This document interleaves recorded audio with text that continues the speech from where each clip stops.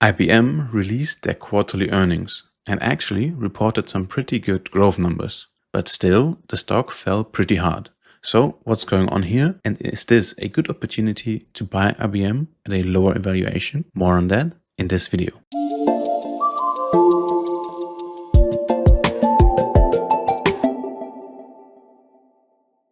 Hello and welcome to another video here at Bloomberg Capital. Today we're taking a closer look at IBM. So let's go ahead and take a look at those numbers from the quarterly earnings report. There we saw a growth of revenue of about 7.7%, with the segment of infrastructure growing the most with 13.6%, because this segment benefits the most of the ever-growing AI demand, which should continue to increase going into the future. But we also saw a big increase in the software segment with 9.6%. But on the other hand, the consulting segment actually only had a very small increase of about 2.6%, which is mostly due to the loss of some government contracts after cost cutting by the US government and Deutsch. But overall, the company did not only grow the revenue, but became more profitable. So with all these numbers, which even surpassed the analyst projections, why did the stock still fall quite harshly?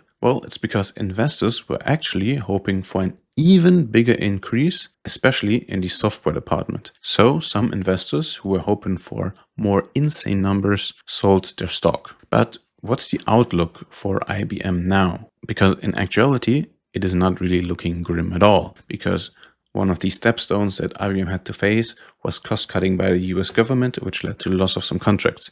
But now in the present, cost cutting does not seem to be that much of a focus of the American government anymore.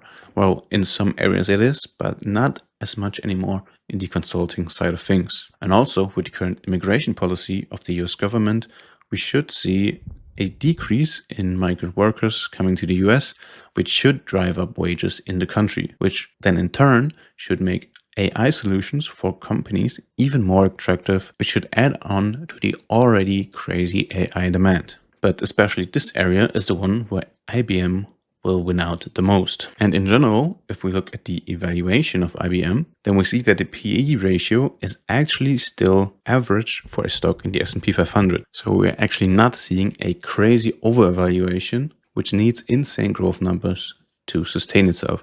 We did see that a bit, these quarterly earnings, but going forward, that shouldn't be as much of a problem anymore. But let's take a look at the chart to see how things should play out here. So here we see price development of IBM over the last couple of years. And we are seeing a pretty clear trend which is unfolding inside of this price channel here, which also allowed for some pretty good entries, as you can see here. And even though price has seen a relatively big dip here after the quarterly earnings of about 10%, which now rebounded down to about 6% still from before the quarterly earnings, price is still up year to date about 23%.